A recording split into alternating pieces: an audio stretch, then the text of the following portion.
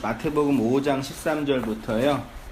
이 16절까지입니다. 같이 한번 한 목소리 읽어 보시겠습니다. 시작. 너희는 세상의 소금이니 소금이 만일 그 맛을 잃으면 무엇으로 짜게 하리요? 후에는 아무 쓸데없어 다만 밖에 버려져 사람에게 밟힐 뿐이니라. 너희는 세상의 빛이라. 산 위에 있는 동네가 숨겨지지 못할 것이요 사람이 등불을 켜서 말 아래 두지 아니하고 등경 위에 두나니 이러므로 집안 모든 사람에게 비치느니라. 이같이 너희 빛이 사람 앞에 비치게 하여 그들로 너희 착한 행실을 보고 하늘에 계신 너희 아버지께 영광을 돌리게 하라. 아멘. 겉으로 보시면은 예수님께서 제자들에게 그리고 우리들에게 너희는 이렇게 해야 된다라고 이렇게 명령하시고 권면하시죠. 특별히 이제 16절에 보시면 이같이 너희 빛이 사람 앞에 비치게 하여 그들로 너희 착한 행실을 보고 그들로 너희 착한 행실을 보고 그들로 너희 착한 행실을 보고 그럼 또 안 보이시는데? 그게 제일 낫습니다. 그들로 너희 착한 행실을 보고 하늘에 계신 너희 아버지께 영광을 돌리게 하라. 그래서 너희는 세상의 소금이다, 빛이다, 착한 행실이 있어야 된다. 그러면은 그 세상 사람들이 교회의 착한 행실을 통해서 하나님께 영광을 돌린다. 이런 이제 구도로 본문을 이해했는데 질문은 그거예요. 예수 믿는 사람과 예수 믿지 않는 사람이 차이가 있나요? 윤리 도덕적인 측면에서. 윤리 도덕적인 측면에서요. 그래서 예수 믿는 사람이 좀 더 착하지 않을까요? 그래도 종교를 가진 사람이 더 착하지 않을까요? 어떤 사람들이 예수 믿는 사람이 더 못됐다고 하더만. 어떤 사람들이 그래요? 세상 사람들이. 그거 다 봤나 그 사람들이? 예수 믿는 우리 성도님 입장에서는 예수님 다 믿으시잖아요. 어떠세요? 더 착하세요? 아니 더 못됐어. 못 되셔요? 일단 정죄를 하잖아요. 정죄. 너 왜 교회 안 다녀? 아니 그런 거 말고. 네. 뭐 교회 다니는 사람이 왜 그래? 그러니까 교회 다니는 사람이 이런 식이에요. 그러니까 예수를 잘 믿으면 우리가 본문에 나와 있는 것처럼 세상 사람들 착한 사람으로 비춰지냐 이 얘기예요. 답은 뭐예요? 아니에요. 예수님 잘 믿는 사람들이 세상 사람들에게 착하게 보이지 않아요. 그러니까 혹시 예수님 믿고 있는 성도님들이 내가 세상 사람들이 착하게 보여야 되겠다고 이렇게 그런 걸로 스트레스 받으실 필요 없어요. 다만 이 법규는 준수해야지 이 한국의 사회생활 하는데 문제가 없으니까. 그럼 본문에 이와 같이 사람 앞에 너 비치게 하여 그들로 너희 착한 행실을 보고 하늘에 계신 너희 아버지께 영광을 돌리게 하라라는 얘기는 뭐냐 이 얘기죠. 그게 이제 되게 중요합니다. 그러면 성도가 이제 어떤 존재인지 그 산상수훈은요 예수님 안 믿는 사람들 다 알고 있는 말씀이에요. 꼭 한번 읽어보셨죠? 산상수훈이요. 안 읽어보셨더니 꼭 읽어보셔서 되게 좋은 말씀이에요. 산상수훈이 뭐예요? 이 산상수훈은 그 교회가 붙여놓은 명칭이에요. 마태복음 몇 장이요? 5장 1절부터 7장 20 몇 절까지 7장까지 5, 6, 7 3장 동안 3장에 걸쳐서 예수님 기독교의 창시자 예수님이 기독교의 창시자인가? 아무튼 기독교의 성자라고 불리는 예수가 입을 열어서 가르친 그런 강론집이 산상수훈이에요. 5장 1절에 예수님이 어디로 올라가셨어요? 4장에서 무슨 일이 일어난지 알아요?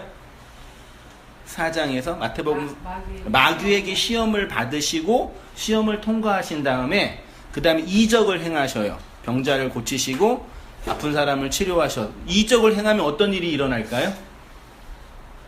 이적을 행하면 이적이나 기적을 행하면 좋은 게 뭐죠? 뭐가 좋아요? 이거 하면은 사람들이 몰려요. 이거 하면 사람들이 모여요. 그래서 예수님이 이적과 기적을 행하신 이유는 이적과 기적을 통해서 이들을 구원시키려고 한 게 아니에요. 예수님이 이적과 기적을 본 사람이 다 구원받은 거 아니에요. 이적과 기적을 통해서 뭐 하려고 오셨어요? 사람들 모으려고. 여기 옛날에 우리 어르신들 어렸을 때 약장소 오시면 뭐 가지고 오셔요? 원숭이 배에서 일단 이상한 거 데리고 와서 사람들 끌어 모으잖아요. 그 다음에 끌어 모은 다음에 이제 이상한 말이 현혹해가지고 약 팔게 하잖아요.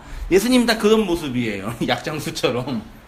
이적을 다 행한 다음에 사람들이 모이니까 됐어, 이제. 근데 우리는 어떤 생각을 해요? 이적 자체만 보려고 예수님께 오잖아요.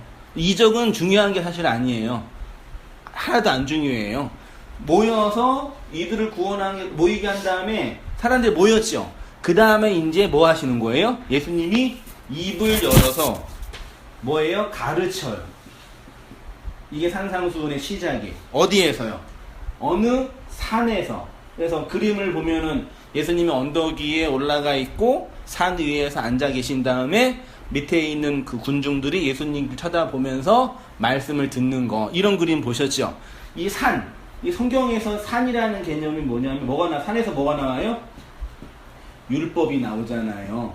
이스라엘 백성이 율법을 받은 산이 무슨 산이에요? 신의 산이죠. 신의 산. 아브라함이 이삭을 바친 곳이 무슨 산이에요? 아브라함이 이삭을 바친 곳이 무슨 산이에요? 모리아 산이에요. 엘리야가 어느 산에 올라갔어요? 갈멜 산에 올라갔잖아요. 성경에서 나중에 산도 공부하면 산이라는 개념 다 산이에요. 산. 이 산이 뭐냐면 그냥 이런 산이 아니라 율법이 하나님께서 말씀하시는 그런 의미의 산이에요. 산상수훈의 산은 구약의 신의 산과 신약의 산상수훈의 그 산을 대비하는 거예요. 구약에서 신의 산에서 뭘 받았다고 이스라엘 백성이 통일을 건너고 십계명은 협소한 얘기고요. 구약의 율법을 받았어요. 어디 산에서요? 신의 산에서. 모세가 산이고 여기가 이제 언덕이고 산에 올라갔죠. 그 구름이 껴 있었죠. 며칠 동안 산에 올라갔어요. 모세가. 웬만하면 40일이면 돼요. 40일 동안 금식했어요. 40일 동안 올라가서 율법을 받고 율법의 돌판 2개를 들고 있는데 쉽게 영화 봤죠? 내려오니까 밑에서 뭐하고 있었어요? 인간들이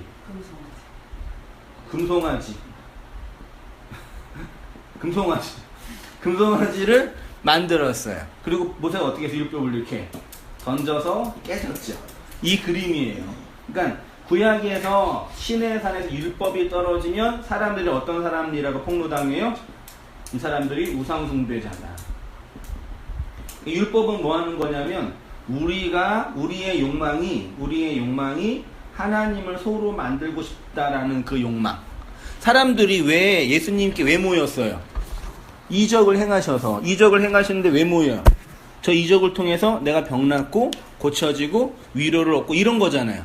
다 뭐예요? 이 땅에 필요한 것들이죠. 그게 뭐예요? 우상이에요. 그러려고 처음 예수 교회 오셨을 때 내가 이 진리를 통해서 복음을 알고 하나님 나라 영광을 선신하겠다. 그러고 교회 오신 분 거의 없어요. 어떻게 하다 보니 교회 오셨죠? 어떻게 교회 오셨어요? 어떻게 신앙생활을 하시게 되는 거예요? 다 이런 계기가 있잖아요. 근데 다 이렇게 하나님을 내가 욕망하는 그 신으로 생각해요. 이게 시작이에요. 그래서 그쵸? 그럼 율법이 떨어지면 내가 하나님을 소로 만들었구나를 확인하는 거예요. 내가 이렇게 하나님을 이렇게 내가 욕망하는 그것으로 만들었구나. 그게 율법의 용도예요. 됐죠? 그 얘기. 근데 여기에서 율법이 떨어져서 사람이 죽었는데 새로운 산에서 어디나 여기가 이제 산상수훈의 산. 그 산 예수님께서 입이 열려서 뭐예요? 복음을 선포하는 거예요. 그 복음을 선포했는데 첫 번째가 선포된 복음이 뭐예요? 산상수훈 5장 1절부터 입을 열어 가르쳐 이르시되 하면서 3절부터 뭐가 나와요? 우리가 흔히 아는 팔복이 이제 나와요. 복되도다. 복받은 사람들이여. 누가요? 심령이 가난한. 다 외우세요 이제. 그 다음에요.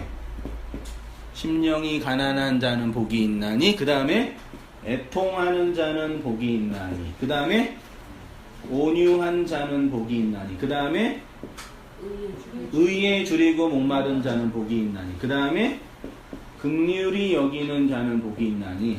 그 다음에 마음이 청결한 자는 복이 극마 화평케 하는 자는 복이 있나니. 마지막 또 의예요.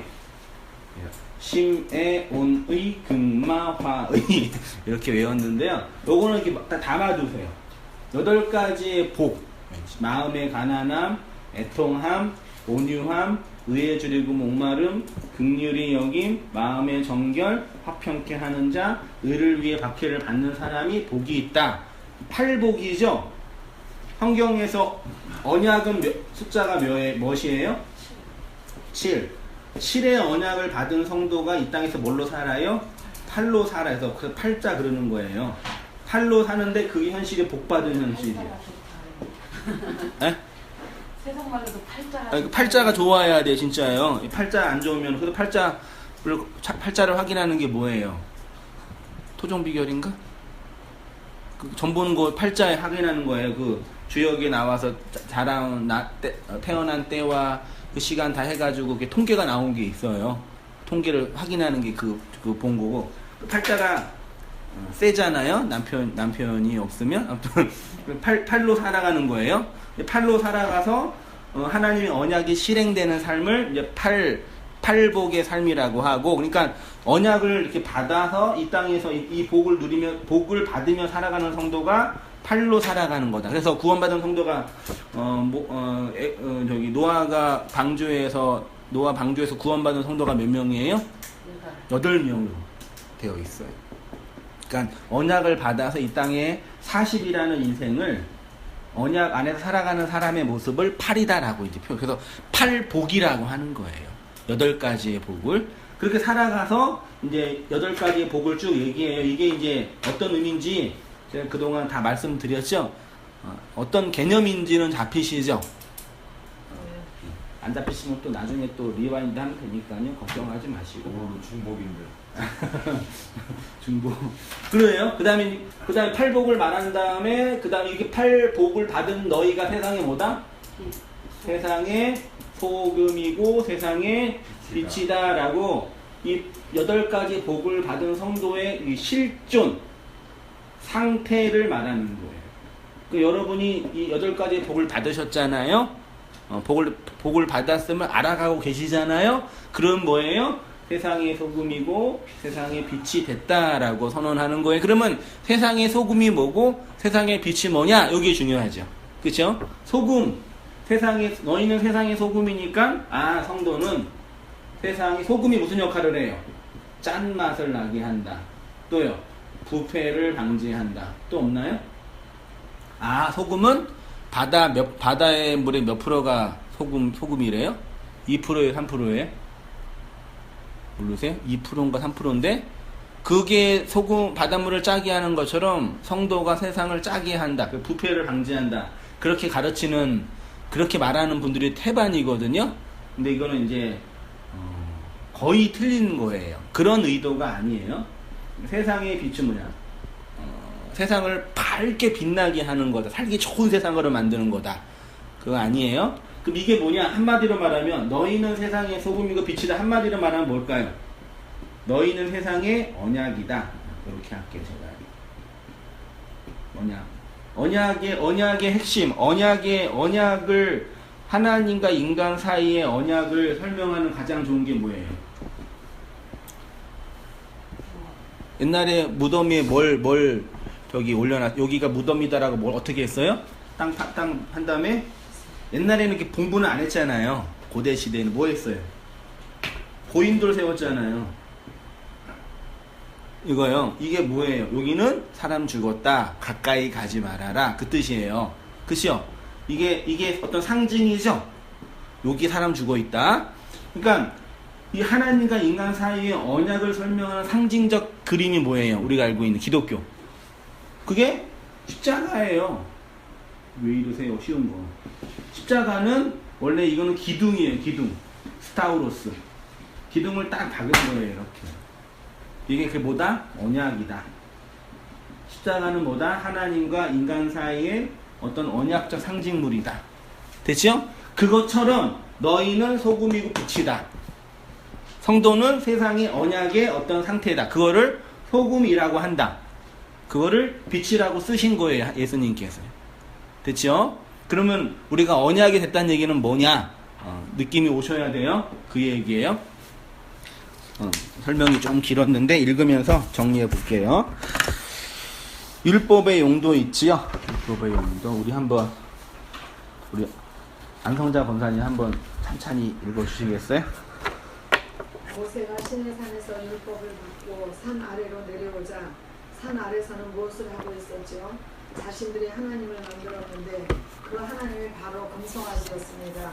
이 금송아지는 여호와 하나님 말고 다른 신이 아니라 그들을 애굽에서 인도하신 하나님이라고 하였습니다.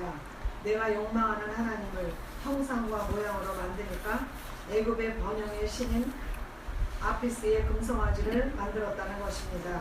그러니까 율법이 산에서 떨어지면 산 아래에 있는 사람들의 그 욕망, 하나님을 인간에게 번영과 풍요를 주는 금송아지로 만드는 그 욕망의 실체가 폭로당하게 된다는 것입니다. 이것이 율법의 용도입니다.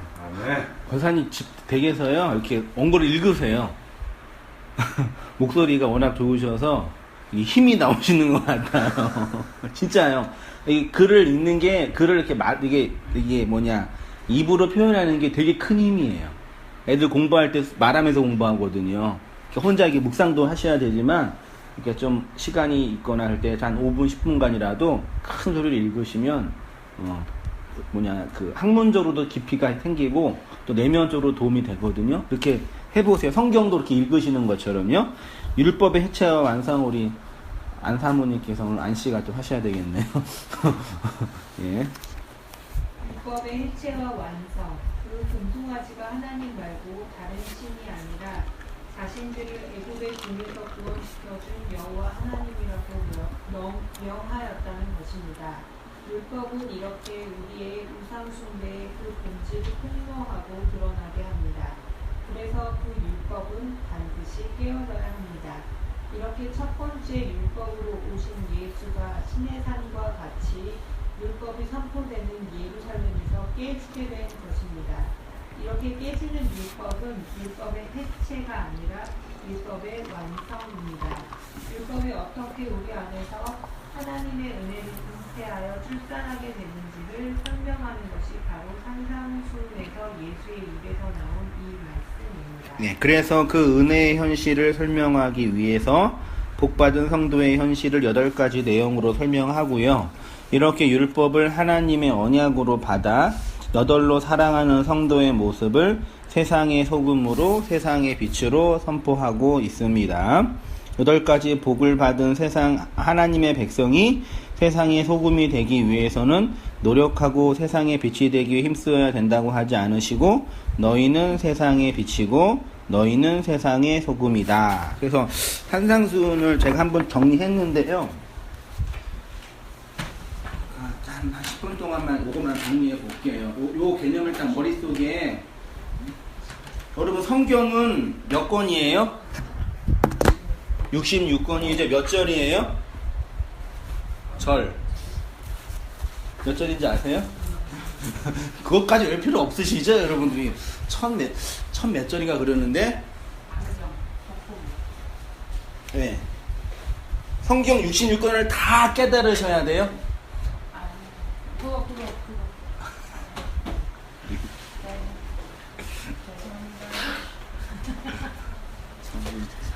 집사님 복 받으셨어요.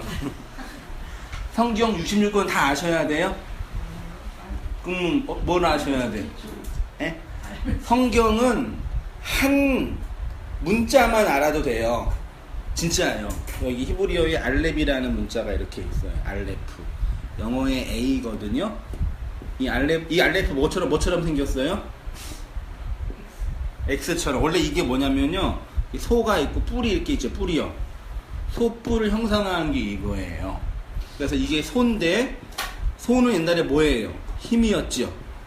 그쵸? 재산이었고, 권력이었고, 남자였고, 이게 그래서 신이었어요. 하나님이 내가 누구냐라고 설명하려면은 이 땅에 있는 거 설명해야 되니까, 니네들이 신으로 생각하는 거 있지? 그게 뭐야? 소, 딱 올려놓고, 이게 하나님이야. 그래서 이스라엘 백성이 광야에서 소를 만든 거고, 지금도 소가 신성시대죠. 힌두교는 옛날 우리나라의 부자들은 다 소 많이 있었잖아요. 지금도 소 비싸잖아요. 네. 소가 되게 그런 신적인 가치예요. 신적인 어떤 상징물이었단 말이에요. 이게 알레프라는 단어예요. 그러니까 요거를 하나님이 소로 설명해 주셨네? 그거 알면 돼요. 그 성경에 창세기 1장 1절에 첫 번째로 시작하는 문자가 히브리어가 뭔지 아세요? 이렇게 쓸게요. 베, 레, 시, 트 6개예요. 이게 배고요. 레요. 가운데 알렙이 있죠. 이게 배예요. 비. 이거는 L이고. 이게 뭐냐면 원래 집이라는 뜻이에요. 이거는 머리란 뜻이고, 이거는 소. 이거는 뭐예요? 이빨. 이거는 손. 이거는 기둥. 그러니까 별로 어렵지도 않죠. 태초에 이렇게 써서 하나님께서. 그래서 설명해 준 거예요. 에레한테. 자, 이게 뭔지 알아? 자, 이 집이야. 내가 집 지을 거야. 어디에다? 너희 마음속에. 그 우리가 하나님의 집이 되잖아요. 내가 집 지을 거야. 뭘로? 머리로. 누구의 머리? 하나님의 머리는 누구예요? 예수님이죠. 그 예수님, 알레프 소, 그 하나님을 머리로 어떻게? 하나님이 죽어서 손으로 건네주어서 이렇게 상징적인 언어로 설명해 준 건데, 인간의 언어가 발전하면서 이렇게 많이 많이 변질된 거죠. 그래서 사실은 이렇게 문자를 공부하면 쉬워요. 그런 내용이. 근데 그래서 문자 하나만 이해하시면 돼요. 하나만. 예수가 누군지만 알면 돼요. 진짜요. 성경 전체를 이렇게 막 알고 그럴 필요 없어요. 하나만 깨달으면 된다니까요. 근데 거기에서 마태복음 5장에 있는 내용이 5장이 마태복음 5장에서 7장까지가 산상수훈이라 그랬는데, 이게 그 복음을 설명하는 거예요. 아까 맨 처음에 제가 말씀드린 것처럼. 그래서 맨 처음에 8가지 복을 말씀하시죠. 8복. 그 다음에 뭐래요? 너희는 세상의 소금이고 뭐예요? 빛이다. 그 다음에 내가 이 땅에 온 이유는 뭐다? 율법을 뭐 하려고요? 폐하려고 한 것이 아니라 완전하게 하려고 왔다. 그렇죠? 예수님이 이 땅에 오신 이유가 율법을 완전하게 하려고 오셨어요? 그럼 뭘 설명하셔야 돼요? 내가 이 땅에 온 이유가 율법을 완성하려고 왔어. 그럼 뭘 설명하셔야 돼요? 율법을 설명하셔야죠. 구약의 율법이 뭐예요? 십계명이죠. 십계명 1계명부터 쭉 해서 10가지 있잖아요. 이 10가지를 예수님 몇 가지로 정리했어요? 10가지 정리해 볼게요. 도와주세요. 첫 번째 계명 뭐예요? 나 외에는 다른 신. 그치요? 두 번째, 내 이름을 망령되이 하지 말라. 됐죠? 세 번째, 뭐예요? 세 번째가 뭐지? 망령이 있지 말라. 세 번째가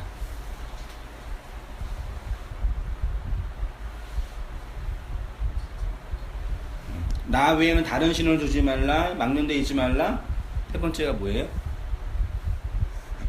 그거예요. 네 번째가 안식일. 다섯 번째가 부모 공경. 여섯 번째가 살인하지 말라. 일곱 번째가 간음하지 말라. 여덟 번째가 도둑질하지 말라. 아홉 번째가 거짓 증거하지 말라. 열 번째가 탐내지 말라죠.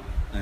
여기 1계명부터 10계명까지가 인류가 생각하는 보통 계명. 그래서 웬만한 모든 사람들에게 이게 변경돼가지고 목사의 10계명, 뭐 성도의 10계명, 부부관계의 10계명 그 얘기하잖아요. 이건데 이 10개의 계명은 앞에 5개의 하나님에 관한 계명과 뒤에 5개 사람에 관한 계명으로 설명하잖아요. 근데 이거를 예수님께서 뭘로 설명해? 산상수훈에서 마태복음 5장, 6장, 7장에서는요. 살인하지 말라. 그 다음 뭐예요? 간음하지 말라. 그 다음에 뭐예요? 거짓 증거하지 말라. 네 번째가 원수를 4개로. 이 5개, 10개를 4개로 설명해요. 그래서 살인에 관한 복음이 뭐예요? 마태복음이고, 간음에 관한 복음이 마가복음이고, 거짓말에 관한 복음이 누가복음이고, 사랑에 관한 복음이 요한복음이에요. 4개로 설명해. 이 4개의 복음서가 뭘로 완성이 돼요? 요한복음으로 해서 계시록은 성경은 누가 완성했어요? 요한이 완성했잖아요. 성경 전체는 창세기부터 계시록까지 사랑에 관한 이야기예요. 근데 사람들이 사랑을 뭐 하고 있어요? 오해하고 있죠. 사랑은 뭐예요? 눈물의 씨야? 오해하고 있잖아요. 그래서 예수님 오셔서 그 사랑이 뭔지를 차근차근 설명하시는 거예요. 이게 산상수훈의 이야기예요. 전체 성경의 이야기예요. 그리고 신구약 성경 전체의 이야기고, 요거 하나만 잘 이해하셔도 복음을 깨닫는 데니까요. 진리를 깨닫는, 그러면 돼요. 하고 싶은 얘기는 많이 있는데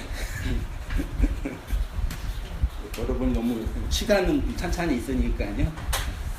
그래서 시간 될 때, 기회 있을 때, 말씀을 깨달을 수 있을 때 잘 깨달으셔야 돼요.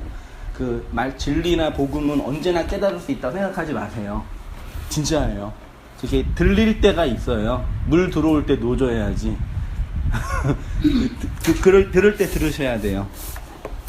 아무튼 그렇게 해서 이제 너희는 세상의 빛과 소금이다 말씀하시고요. 자, 그러면 1페이지 맨 아래에요. 너희는 세상의 소금이고 빛이다 있죠.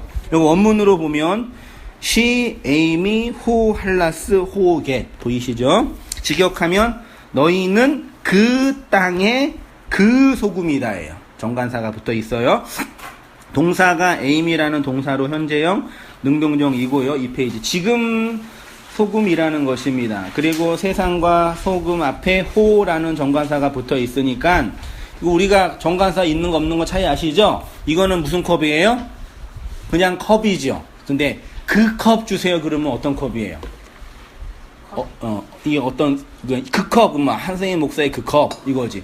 컵 주세요는 뭐예요? 그냥 컵 주시면 되고, 제가 그 컵 주세요 그러면 이 컵인 거죠. 제가 설교할 때 쓰는 거니까요. 이게 딱 정해져 있는 거. 여기 본문에도 그 소금, 그 땅, 이렇게 정해져 있어요. 예수님께서 뭘 의도하신 거죠. 그거 있잖아, 그거예요. 볼게요, 그럼 그거가. 율법의 땅에서 세상이라고 번역된 헬라어가 게라는 단어이고요. 세상이라고도 번역할 수 있고, 또 땅이라고 번역할 수도 있고요. 하나님이 진리를 알라고 우리에게 건네주신 것을 뭐라고요? 율법이라고 해요. 이 율법을 크게 보면 세상이라고 할 수 있고, 땅이라고도 할 수 있고요. 좁게 보면 선악과나무, 방주, 십계명, 성막, 성전, 우리 자신, 우리의 부부관계, 이 세상 모든 관계 다 그게 율법이에요. 비가 쏟아지는데 무식입니다. 차에 타. 우리 신나게 어디서?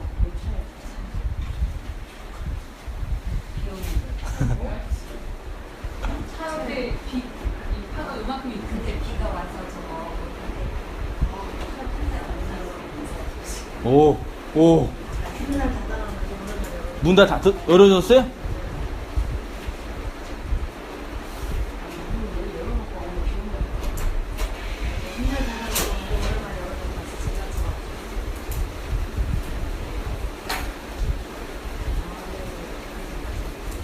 이 집에 전화해서 좀, 많이 오셨어요? 많이 오셨어요? 이 정도면 엄청. 아니, 하도 기상청이 안 맞았길래 안 맞길래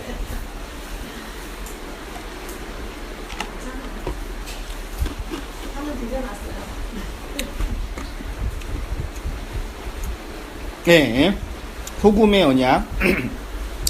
바로 그 세상에서 소금이라는 것은 율법으로 건네주신 이 세상에 소금으로서의 언약으로 존재하게 된다는 것을 말합니다. 그러니까 본문에서 말하는 소금은 세상의 부패를 막는 기능이 아니라, 제가 두껍게 했지요? 세상에 하나님의 언약을 보여주고 드러내는 십자가와 같은 은혜의 기둥과 같은 기능이 소금이다. 예요. 소금에 대한 고대시대의 용례 있습니다. 소금으로 번역된 할라스가 1세기경 헬라 시대에 사용된 용례를 보면 이렇게 되어 있어요. 할라스는 시적으로 바다를 상징합니다.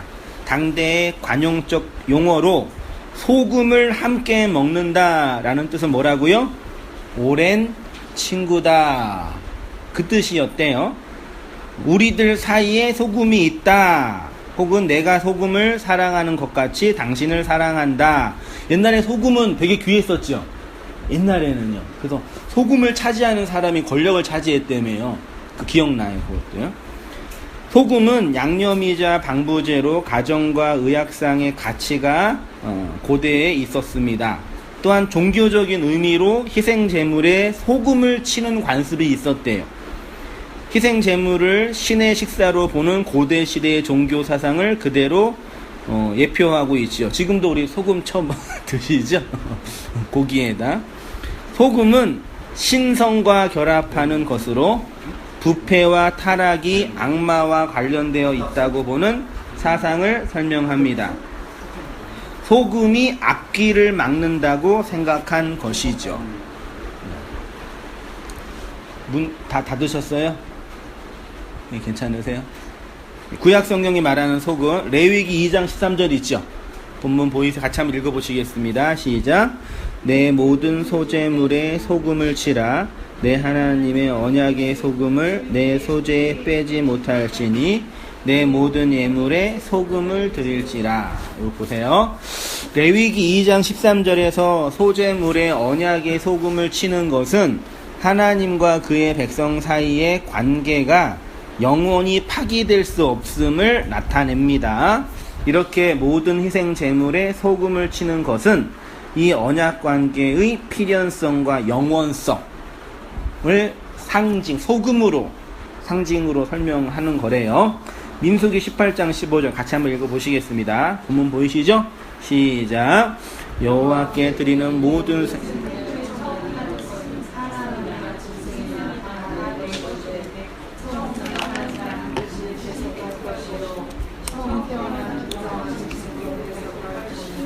그 사람을 대속할 때 난지 한 달 후에 내가 정한 대로 성소 세겔을 따라 은 5세겔로 대속하라. 한 세겔은 20게라이니라. 오직 처음 태어난 소나 처음 태어난 양이나 처음 태어난 염소는 대속하지 말지니 그것들은 거룩한즉 그 피는 제단에 뿌리고 그 기름은 불살라 여호와께 향기로운 화제로 드릴 것이며 그 고기는 내게 돌릴시니 흔든 가슴과 오른쪽 넓적다리 같이 내게 돌릴 것이니라.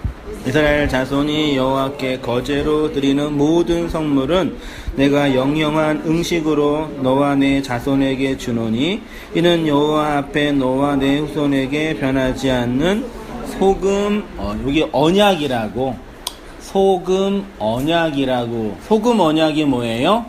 하나님께서 제사장들에게 밥값을 주신대요. 밥값이 뭐예요? 헌제자가 드리는 그 이스라엘 백성의 5대 제사가 뭔지 아시죠? 레위기에 나와 이게 공부 다 해야 되는데 뭐예요? 소제, 번제,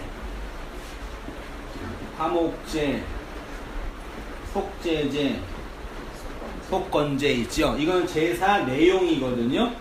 제사를 드리는 방식에 따라 달라요. 그 방식에 거제는 뿌리는 거고, 요제는 뭘까요? 지금 요제라고 나와 있죠. 요제는 뭐예요? 백성이 이렇게 재물을 갖고 오면 다리를 들고 이렇게 흔드는 거예요. 흔드는 무슨 뜻이에요? 하나님 받으세요.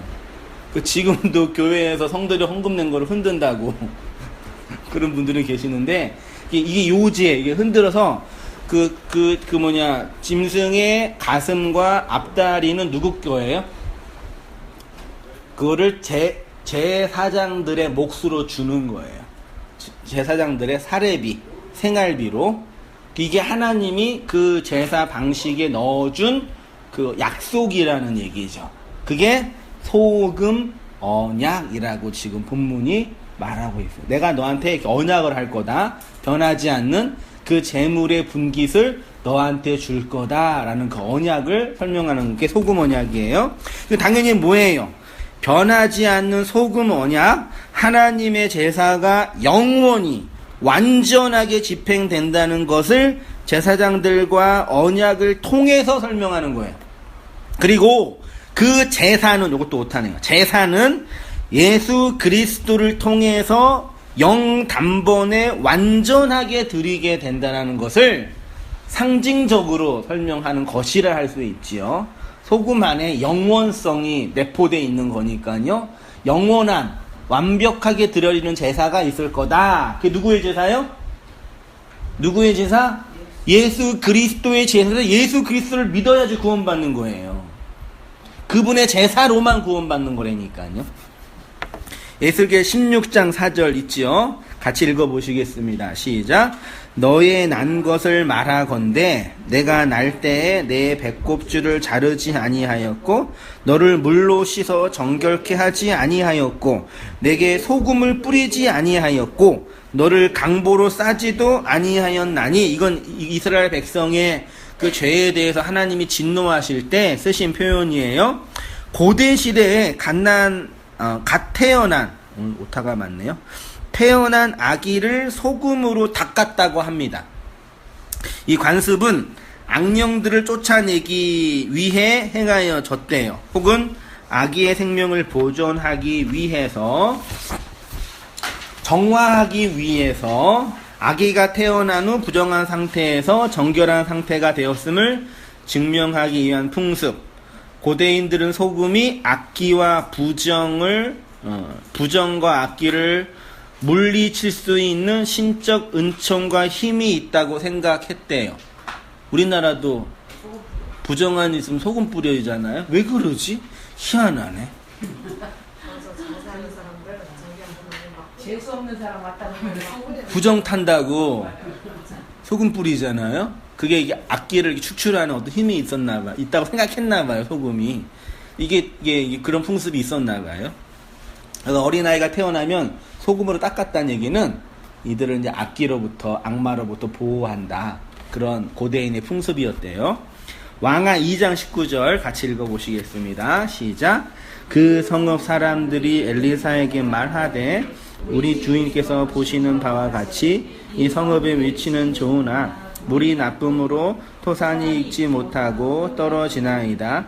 엘리사가 이르되 새 그릇에 소금을 담아 내게로 가져오라 하매 곧 가져온지라. 엘리사가 물 근원으로 나가서 소금을 그 가운데 던지며 여호와의 말씀이 내가 이 물을 고쳤으니 이로부터 다시는 죽음이나 열매 맺지 못함이 없을지니라 하셨느니라 하니 그 물이 엘리사가 한 말과 같이 고쳐져서 오늘에 이르렀더라. 여러분, 왜 이 장소가 어디예요? 성경을 읽으실 때는 장소도 확인하셔야 되는데 어디예요? 장소가 어디로 되어 있죠? 이 성, 여기는 안 나와 있는데 어디냐면요, 이게 여리고성이에요. 여리고성이에요. 여리고성이 여호수아 6장 26절에 여호수아가 여리고성을 무너뜨린 다음에 그 저주를 퍼부었어요. 이 성을 재건하는 자는 멸망한다. 재건하지 마. 죽어. 그랬어요. 그래서 그 땅이 황폐해진 거예요. 생명이 없어진 거예요. 저주받은 거예요. 그 상태에서 물이 아주 더러웠나 봐요. 먹을 수 없는 그런 물. 그런데 이제 엘리사가 와가지고 어떻게 했어요? 소금을 그 물에 뿌리니까 소금에 의해서라기보다 그 물이 정화됐죠. 상징적인 설명입니다. 엘리사는 내려오셔서 그들에게 새 그릇이에요. 새 그릇에 소금을 담아 가져오게 한 다음 물 근원에 가서 거기에 소금을 뿌리며 어떻게 말했냐면 내가 이 물을 고쳤으니 다시는 죽음이나 산물을 내지 못하는 일이 없을 것이다 말씀하셨다고 대언하였습니다. 그러자 그 물이 깨끗한 물로 정화되었습니다. 소금은 이렇게 부패와 사망을 막아내는 상징적 의미가 내포되어 있습니다. 고대 시대에 물의 근원에 소금을 뿌리면 그 수온이 정화되어 깨끗한 물이 된다고 생각했죠. 그러면 이제 제가 맨 처음에 질문 드렸던 거, 성도가 세상을 깨끗하게 하는 게 맞아요, 틀려요? 지금 여기 깨끗하게 했잖아요. 제가 했잖아요. 성도가, 하나님의 백성이 세상의 부패를 방지한다는 얘기가 맞아요, 틀려요? 깨끗하게 한다. 부패 방지. 그러니까 잘 들으세요. 세상 일반적으로 생각하는 윤리와 도덕적인 측면에서의 깨끗함과 부패, 그건 아니에요. 아시겠죠? 그러면 어떤 측면에서? 언약적인 측면에서, 복음적인 측면에서, 진리적인 측면에서, 하나님의 생명을 받은 측면에서의 깨끗함과 부패, 그건 맞아요. 이 차이 아시겠어요, 권사님? 우리가 착한 사람이 되고 윤리 도덕적인 사람이 되냐의 문제랑 진리를 받아들여서 복음과 진리를 담고 있는 문제는 다른 문제라고요. 꼭 다른 건 아니지만요. 무슨 말씀인지 아시겠어요? 한승희 목사가 착하게 보여요? 영적으로 보여요? 제가 이제 착한 사람처럼 보여요? 어떤 의미인지 아실까요? 제가 세상 사람들 보기에 착하고 이렇게 또 없나 좋은 거? 이렇게 선하고 선량하고 자상하고 자애롭고 그렇게 보여요? 그렇게도 보여야 되겠지요. 근데 복음은 그게 아니라 이런 세상에서 판단하는 기준이 아니라 영적인, 우리 표현으로 하자면 진리적인, 생명적인, 그 복음적인, 이게 또 설명이 막 어렵네, 이거. 차이 아시겠어요? 이 차이를요? 느낌이 오셔야 돼요. 그러니까 우리가 다 교회에서 착한 사람 됩시다, 윤리적인 사람 됩시다, 그게 의미가 없다니까요. 그게 아니라 하늘의 생명을 담고 있는 그 피조물인 거예요. 그걸 제가 복음이라는 단어로, 진리라는 단어로, 생명이라는 단어로 표현한 거예요. 어떻게 달리 표현할 게 없단 말이에요. 그런 의미에서 소금이다, 언약을 담았다, 십자가가 세워졌다, 그 뜻이에요. 볼게요. 너희는 세상의 소금이야 있죠. 너희가 세상의 소금이라고 할 때 이 소금은 단순히 부패를 방지하는 방부제 역할이 아닙니다. 소금이 만일 그 맛을 잃으면 무엇으로 그것을 짜게 하리요는 부패를 방지하는 것이 아니라, 줄 쳤죠? 별표 해보세요. 경작할 땅을 기름지게 하는 비료로서의 소금의 자극적인 속성. 이게 무슨 말이냐 하면요, 소금이 맛을 낸다는 것은 소금의 기능, 즉 땅을 기름지게 한다는 의미인데, 영적으로 적용하면 예수님이 이 땅에 오신 이유가 뭐냐면 이 세상이 부패하는 것을 방지하기 위함이에요. 그러니까 성도는 이 세상의 부패를 방지하기 위해서 존재하는 게 아니에요. 예수님이 이 땅에 오신 이유는 세상이 부패하고 썩은 걸 방지하기 위해서가 아니라 부패하고 썩은 세상에 하나님의 백성을 구원하기 위해서 오신 거예요. 할렐루야.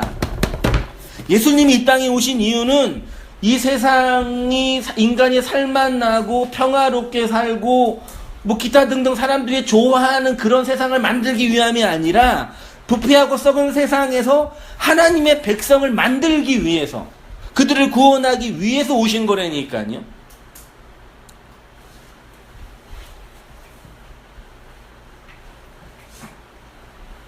전 세계 인구가 몇 명이에요? 70억 된다 그러죠? 여태까지 2000년, 1만 년 가까운 인류의 역사 동안 몇 명의 사람이 태어났다가 죽었을까요? 많이 태어났다가 죽었겠죠. 예를 들어볼게요. 우리가 살고 있는 세상이에요. 세상, 코스모스의 세상. 세상에는 수없이 많은 사람들이 있죠. 인종과 나라와 국적과 성별에 따라서 수십억 명의 사람들이 있어요. 이게 율법의 세상이에요. 우리도 이 중에 한 명인 거죠. 근데 이 세상 바깥에서 신이라는 존재가 뭘 해버렸어요.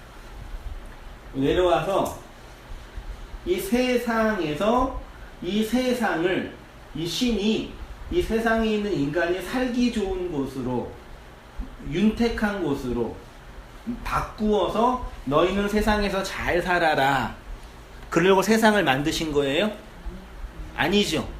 여기서 너희가 원하는 거 있지? 좋은 집 사고 돈 많이 벌고 행복하게 가정에서 가정생활 하면서 천년만년 즐겁게 살아라. 하나님의 뜻이에요? 기회요, 아니에요? 아니에요. 하나님은 이 세상을 만드셨어요. 맞죠? 이 세상을 만드신 이유는 이 세상을 영원히 있게 만들려고 한 게 아니에요. 이 세상에 있는 사람들 중에 특정한 무리를 하나님의 백성으로 뽑기 위해서 세상을 만드신 거예요. 그쵸? 이 구도 잘 이해하셔야 돼요. 이 중에 여기가 썩었건 부패했건 같은 간에 중요한 게 아니라 특정한 소수의 무리를 선택받은 사람이라고도 하죠. 간택이라고도 하고. 네. 그 사람들을 구원시키기 위해서 예수님이 오신 거라니까요. 그러니까 교회가 이 세상을 깨끗하고 정화하고 좋은 세상으로 만들자 그러면 돼요, 안 돼요? 될까요, 안 될까요? 안 되죠. 이 세상은 원래 신이 이들을 만들려고 만든 거예요. 그러니까 이 세상을 유토피아로 살맛나는 세상으로 교회가 만들자 그런 건 거짓말이라니까요. 그거는 세상의 윤리와 도덕에서 말하는 지킬 수 없는 약속들이에요. 어린아이한테 착하게 살아라. 남을 대접하고 선량하게 살아라. 동생과 싸우지 말아라. 가르치면 뭐해요? 맨날 지구 밖으로 싸우고 때리고 지들끼리 그러면. 그러니까 커가지고 이제 칼로 이제 사람 찌르는 거예요. 그런 세상을 만드는 게 기독교의 목표가 절대 아니에요. 이게 진짜 중요하다니까요. 그럼 목사님 세상을 맛보냐고. 그런 것도 아니에요. 그런 관점이 아니라니까요. 이 관점 기억하셔야 돼요. 여기에서 특별한 사람들만 구원시킨다는 얘기예요. 됐죠? 근데 그러면 그렇게 하나님께 구원받을 사람들의 징표가 있을 거예요. 징표. 그 표가 있어야지만 될 거 아니에요. 그 표가 뭐예요? 그걸 소금이라고 지금 본문이 말하고 있는 거라니까요. 소금 언약이라고요. 그럼 보세요. 신이 이 땅에 와서 예수를 통해서 한 사람을 선택했어요. 이 사람을 선택했으면 이 사람 볼 때는 어떤 사람처럼 보여요? 좋은 사람, 착한 사람처럼 보여요, 안 보여요? 안 보여요. 그냥 언약을 받은 이상한 사람처럼 보여요. 근데 이 사람을 통해서 누군가가 또 이걸 본단 말이에요. 봤지요? 그러면 이 사람은 어떤 사람이에요? 요 언약을 받은 그 사람이에요. 맞지요? 언약을 안 받은 사람은 이 사람을 그 언약으로 못 본단 말이에요. 됐죠? 근데 이 사람을 또 누가 봐요? 이 사람도 그 사람이겠네요? 무슨 말씀인지 아시겠어요? 세상은 다 하나님의 언약에서 소외된 자들, 그냥 살아가는 생존하는 하이 네페시 하야, 살아있는 숨쉬는 존재예요. 영은 없는 숨쉬는 존재인데 그 중에 하나님의 영을 받은 어떤 사람들이 그 영을 전달하는 거라니까요. 이렇게. 그래서 그 중에 몇 명만 그 언약을 받은 사람들만 구원받는. 이게 몇 명이에요? 계시록 몇 명이에요? 12명. 맨 처음에 12명 시작하잖아요. 12명. 그 다음에 12명, 12명, 24죠. 24장로. 네. 12 곱하기 12 뭐예요? 14만 4천. 이게 뭐예요? 충만한 하나님의 백성의 수. 그 수만 구원받고 나머지는 그냥 먼지와 존재로 끝나는 거예요. 그럼 그 상징물이 뭐냐? 언약, 증표, 그거를 기둥이라고도 하고 십자가라고도 하고 율법의 상징이라고도 하고 오늘 본문에는 소금이라고 하는 거예요. 그래서 소금, 언약. 그래서 소돔과 고모라, 하나님의 심판과 멸망에 떨어지는 소돔과 고모라에서 롯의 아내가 뒤를 돌아봐서 뭐가 됐어요? 소금 기둥이 됐어요. 소금 기둥이 됐어요. 성경의 기둥은 다 언약이에요. 그러면 하나님의 언약이 떨어지면 어떤 사람은 은혜의 백성으로, 어떤 사람은 은혜에서 유기된 백성으로 나뉘어진다는 뜻이에요. 아시겠죠? 그러니까 우리가 성도가 진리와 복음을 받아들여서 세상 사람들을 이렇게 감동시켜주고 예수님 믿으라고 막 권면하고 교회에 오라고 막 도전하고 그것도 해야 되는데 본질적으로 진리가 떨어지면요 그 사람이 언약의 백성인지 유기된 백성인지가 드러나요. 그래서 복음이 중요한 거라니까. 목사님 기존교회에서 이러잖아. 택한 백성이라 그래갖고 네. 예정된 자. 그러니까 하나님 택하셨다. 우리를 하나님 택하셨다. 기존교회에서 네. 우리만 이제 하나님 나라에 들어가는 그런 택한 백성으로 하나님이 이미 태어나기 전부터 예정하셔갖고 우리를 네. 뽑으셨다 이렇게 얘기하잖아. 그렇죠. 근데 그게 말로는 맞죠. 네. 찬양도 있잖아. 내가 알기 전 그런 찬양도 있고. 그거는 말로는 맞아요. 근데 그것이 진짜 내 안에서 이루어지냐의 문제는 다른 문제죠. 그러니까 지금 성자님은 택한 백성이 예정된 백성이 따로 있냐 이 얘기거든요. 있지요. 있는데 그 어떻게 확인해요? 증표로. 언약의 증표, 말씀이 떨어질 때 그 사람이 그 백성인지가 입증되는 거죠. 그러니까 복음, 말씀을 내가 받았을 때 네. 그 말씀이 떨어지지 않고 그 말씀을 거부하면 그러니까 하나님이 미리 구원할 자를 예정했다. 지금 이거를 얘기하는데 그거는 아니다라는 거죠. 네. 저는 그 예정론을 우리는 그렇게 네. 그렇게 교회에서 그렇게 그러려면 가르쳤다. 우리 여기 와서 일부러 말씀을 얻어 가서 야, 지금 현재가 중요하잖아. 그러니까 내일 미래가 중요하지. 과거에 왜 그러니까 저기 예정론을 나가야 얘기하는 거야. 되니까. 결론은 뭐냐면요. 이미 우리 입장에서 말로는 맞아요. 예정론. 말로 뭐냐면요. 이미 선택받은 사람과 유기된 자들이 정해져 있다고 하는 그 말은 맞아요. 근데 그것이 역사 속에서 어떻게 실현되느냐는 다른 문제라는 얘기죠. 네. 그러니까 그거는 그 말하는 거랑 나의 구원과 상관이 없어요. 하나님은 살아 계십니다. 맞아요, 틀려요? 맞지만 누군가에게는 죽어 있는 하나님이잖아요. 그렇죠? 하나님은 사랑이 많습니다. 맞아요, 틀려요? 맞는데 누군가에는 미움의 대상이 된단 말이에요. 그러니까 예정론 같은 것도 그런 더 많은 논의가 필요하지만 이미 정해져 있으니까 나는 구원받았다. 그런 식의 논의는 아니란 얘기죠. 하나님의 주권적인 측면에서 표현하는 거고요. 아무튼 이렇게 있는데 이렇게 하나님의 백성에게 뭐가 떨어지면 말씀이 떨어지면 진리가 떨어지면 그게 언약의 백성인지 언약에서 소외된 백성인지 구분이 된다. 이거예요. 이게 중요해요. 이게 딱 드러난다. 율법이 떨어지니까 내가 우상을 숭배하는 우상 숭배자였군요가 폭로가 되는 것과 똑같은 거란 말이죠. 그래서 진리가 필요한 거예요.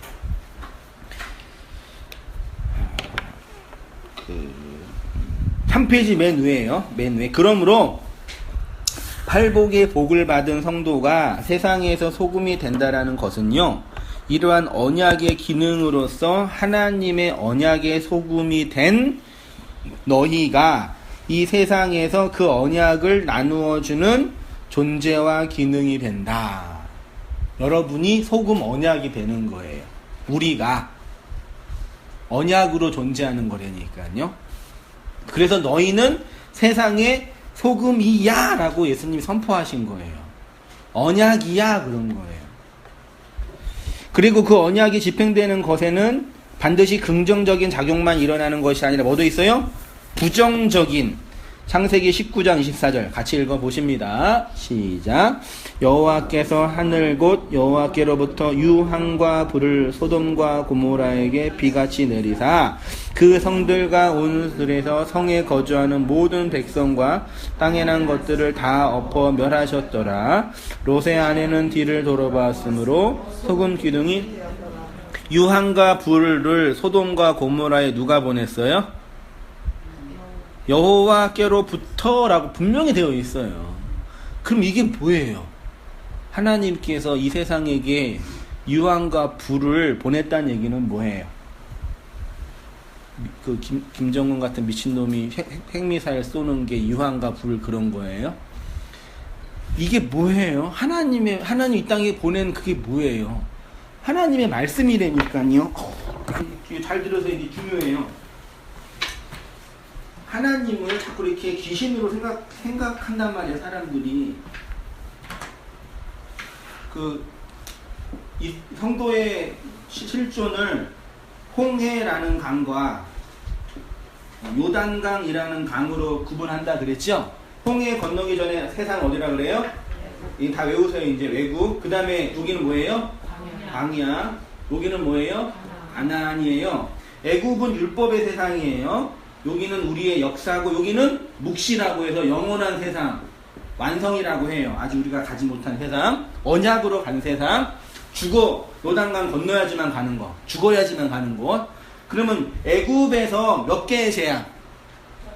10가지 재앙. 누가 보냈어요? 사탄이요? 하나님. 광야에서는 몇 가지 말씀? 10가지 말씀. 생각해보세요. 여기에 떨어진 10가지 재앙과 여기 떨어진 10가지 말씀이 같아요, 달라요? 같은 거라니까요. 애굽 측면에서 말씀을 들을 때 그건 말씀이 아니라 재앙이에요. 화로다 나여 망하게 되었도다. 화로다 나여 망하게. 하나님을 보니까 내가 망했다 그랬다니까요. 재앙이라니까요. 그래서 죽어요. 누가? 장자가 10가지. 여긴 10가지 말씀 뭘로 완성해? 이거는요. 10계명 뭘로 완성해? 마지막 하나. 사랑. 아들이 죽어서 사랑이 된 거라니까요. 그러니까 세상 애굽에 있었던 우리에게 10가지 말씀이 재앙으로 떨어져 아들이 죽어서 10가지 말씀을 받은 게 우리라니까요. 그러니까 세상은 하나님의 심판과 멸망을 받아서 죽고 애굽은 우리는 구원받고, 그게 아니라 이게 세상 나예요. 10가지 말씀. 오늘 본문에도 소돔과 고모라, 여기가 소돔과 고모라거든요. 애굽이 소돔이고 고모라라고 계시록이 말해요. 예수님께서 어디서 죽으셨어요? 예루살렘에서 죽었죠? 예루살렘은 소돔과 고모라라고 계시록이 말해요. 여기 예수님의 죽음을 얘기하는 거죠. 여기에 불이 떨어졌어요. 유황이. 말씀이 떨어지니까 그게 애굽에 있는 사람들에게는 불과 유황인 거예요. 그래서 거기에서 소금 기둥이 나온 거예요. 예레미야 17장 16절 보세요. 그는 사막의 떨기나무 같아서 좋은 일에 오는 것을 보지 못하고 광야 간조한 곳이 바짝 마른 곳이고요. 건건한 땅. 건건한이 무슨 뜻인지 아세요? 그래요? 건건하다? 아, 맞다. 이게 소금기가 있는 그 뜻이에요. 건건한. 건건하다 그러시구나. 황폐한 이스라엘 백성의 상태를 광야 건조한 곳, 바짝 마른 곳, 건건한 땅, 즉 소금기가 가득한 땅이라고 말합니다. 하나님의 은혜로부터 유기된 자들의 마음이 곧 건건한 땅이에요. 영적으로 황폐하고 메마른 심령의 상태를 건건한 땅, 소금기가 가득한 땅. 그러니까 이 소금이라는 의미 속에는 긍정적인 의미와 부정적인 의미가 함께 있는 거예요. 말씀이라는 의미 속에 재앙이라는 의미와 사랑이라는 의미가 함께 있는 거란 말이에요. 마지막 읽고 마칠게요. 소금은 이렇게 이중적인 의미로 사용이 되었습니다. 이는 하나님의 은혜는 항상 이중적인 의미가 내포되어 있는 것인데 구원과 심판, 은혜와 유기는 항상 동시에 한 사건 속에서 일어납니다. 하나님의 말씀이 언약으로 떨어질 때 은혜를 받은 자는 살아나고 은혜로부터 유기된 자는 멸망하죠. 10가지 재앙이 무리하게 떨어져서 누가 죽었다고요? 장자 아들이 죽었다고요. 예수의 죽음, 예수가 심판받아 우리가 살아난 거예요. 됐죠? 예수가 죽어서 우리가 살아난 거라니까요. 그래서 기독교를 예수교라고 하는 거예요. 예수님, 예수가 죽어서 예수의 심판, 우리의 구원, 예수의 저주, 우리의 사랑. 예수가 우리를 인해서 죽은 거, 그거는 우리를 위해서 죽었다라는 얘기는 우리를 죽인 거죠.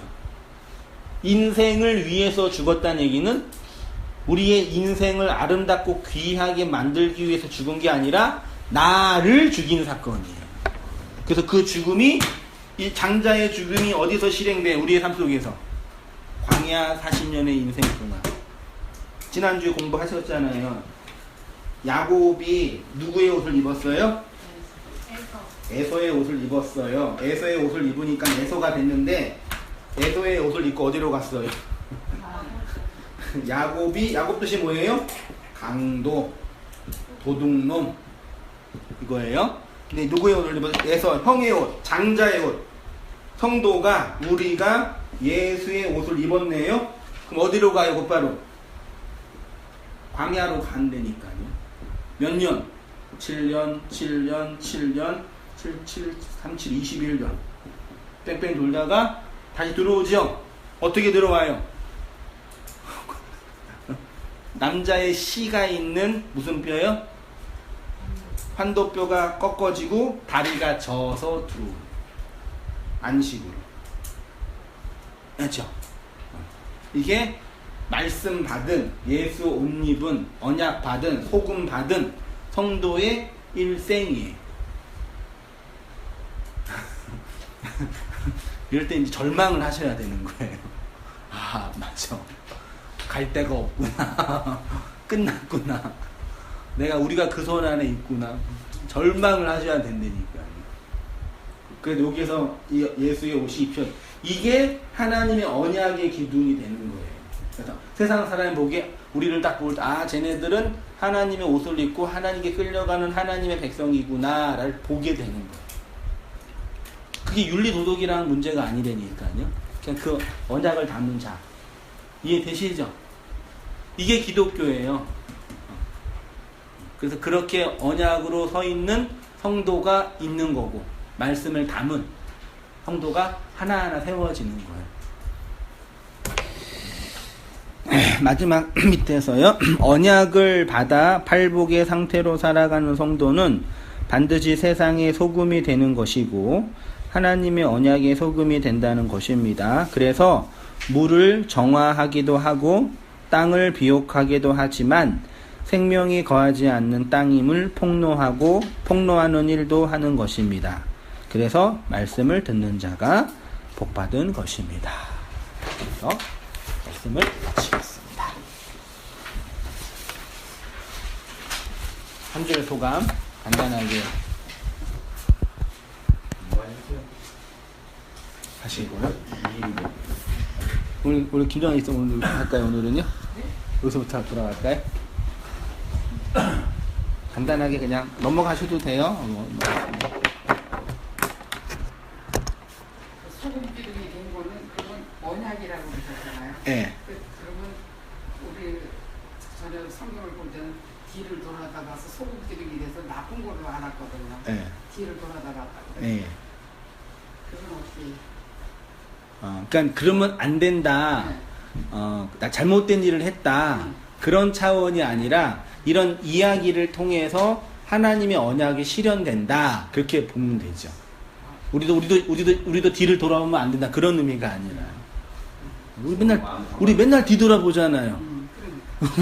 소금기둥 다 되어 있어야 되는데 안 되어 있잖아요. 그렇게 그게 이제 윤리적인 측면의 성경 해석인 거죠. 우리가 신앙생활 잘해야 되는데 못하고 있다.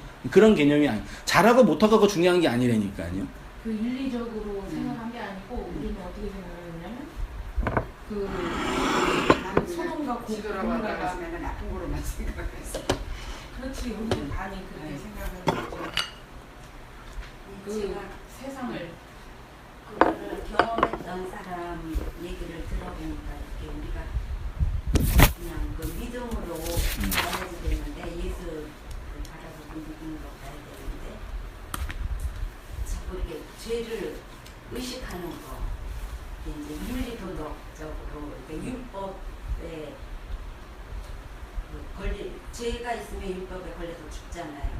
근데 그 자신의 죄를 우리는 자꾸 가면서 그거를 의식을 한단 말이죠. 그러면 그 뒤돌아보는 그 모습이 나오는 거예요. 그러면 그냥 굳어버리니까.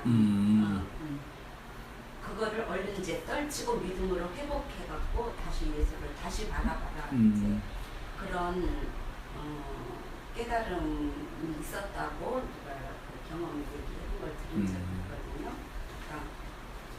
그러니까 그런 경우가 있을 때는 그것으로 뭐 정죄하는 것이 아니라 그거는 이제 정죄는 그 율법 또 이제 선악의 그것도 하나님의 한 모습이잖아요. 사랑과 공의가 같이 공존하시는 분이니까.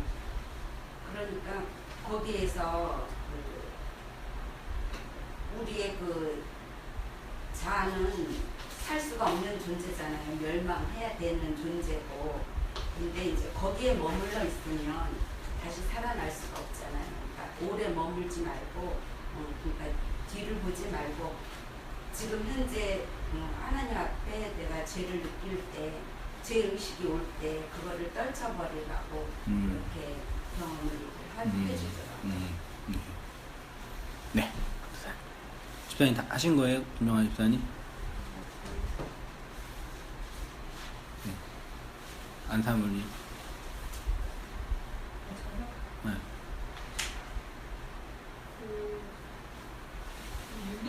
윤리 도덕적인 측면에서 이것들을 많이 받아들였다는 생각이 드는 게 우리 애들도 아빠한테 그 얘기를 많이 하거든요. 아빠가 목사님이라고 그럴 수가 있냐고. 그리고 우리 엄마도 저한테 너무 사고가 돼가지고 그러면 그게 믿음 없는 생각을 하고 믿음 없는 말을 하면 안 된다고, 부정적인 말을 하면 안 된다고 이렇게 저한테 자꾸 얘기를 하시는데 그 어떤 그 윤리 도덕적인 측면에서의 부담감 그런 것들이 그 예수 믿는 사람들한테 항상 이렇게 기존에 있는 교회를 다니면서 거기에 아주 익숙하게 길들여진 것 같아요. 그래서 그 소돔과 고모라에서 탈출하던 모세 아내가 소고기둥이 된 거가 뭐 언역적인 의미가 있는 걸로 받아들이는 그런 얘기는 한 번도 들어본 적이 없고, 그래서 내가 얘기한 게 이렇게 네가 두 마음 품어서 예수를 믿고 따라가는데 끝까지 믿음을 지키지 않고 자꾸 세상의 미련을 둬서 뒤돌아봐서 그렇게 된 거 아니냐. 그러니까 그렇게 되기 싫으면 예수만 믿고 쫓아가야 된다. 이런 식으로 항상 얘기를 들었기 때문에 뭐라 그래야 되지? 이런 말씀이 들어와도 사실은 너무 거기 젖어 있었던 그 평생의 삶이 있어가지고 이게 들어서 이해가 가도 이렇게 착착 달라붙기는 참 안 되는구나. 그런 생각이 드는 게 참 그 성지 순례 가면 소금 기둥도 있다고 하더라고요.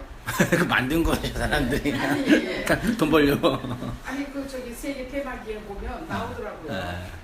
무슨 어떤 기둥을 가지고 얘기하는지 모르겠지만 소금 그 로세 아내의 기둥이라 그게요? 응. 로세 아내 기둥이라고요? 그 소금 로세 소금 기둥이라고 얘기하던데. 진짜요? 여행 갔다 온 사람이. 세상에. 좀 봤어 제가. 진짜요? 네.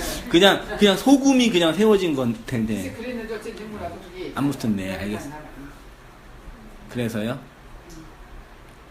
그래서 그 뭐지 이번 주에 그 공릉동에서도 어떤 애기 아빠가 하는 얘기가 자기가 되게 마음이 이렇게 말씀이 들어와서 이제 인생을 살아가는데 자기 이렇게 사업이 안 됐어요. 크게 하던 사업이. 그래서 그런데 애기가 둘이 있는데 뱃속에 애기가 또 하나 또 왔어요. 그래가지고 이제 애기가 셋인데다가 이렇게 막 걸려놓은 일들을 또 이렇게 막 해야 되는 거예요. 내가 정신적으로 막 힘들었고 그치, 얽매였던 거였지. 노인받고 자유함이 많이 생겼어요. 굉장히 꼭 그렇게 하지 않아도 이것이 아니라는 거. 내가 무엇이 하나님과의 관계에서 어떻게만 하면 어떤 관계가 중요하다는 걸 이제 알게 된 거죠. 그러니까 그 전에 중요한 거와 지금 하나님 안에서 중요한 게 이제 달라지는 거예요. 율법적 네. 그 얽매임이 아니라 네. 아들의 자유함이 되어야 네. 되셔야 돼요. 네. 아들이 행하는 기쁨과 네. 자유함으로 종의 노동이 아니라. 네. 그런 네. 근데 오늘 또 너무 소금과 빛의 역할, 팔복으로 살아가야 되는 것이 바로 이거라는 것이 오늘 나가서 니네는 빛처럼 살아라, 소금처럼 살아라, 세상의 불편을 당장 이렇게만 했었는데 조건한데 저는 지금도 예수님 믿는 하느님 믿는지 없는지 나 부정을 했어요. 정말 아니 속 있는 말을 해야지. 뭐 네. 나는 이설적인 것도 말 돌린 것도 뭐 우리가 예수만 믿고 따라가. 뭐 이 세상은 지금은 남자들 이제 우리 됐고 여자 가려.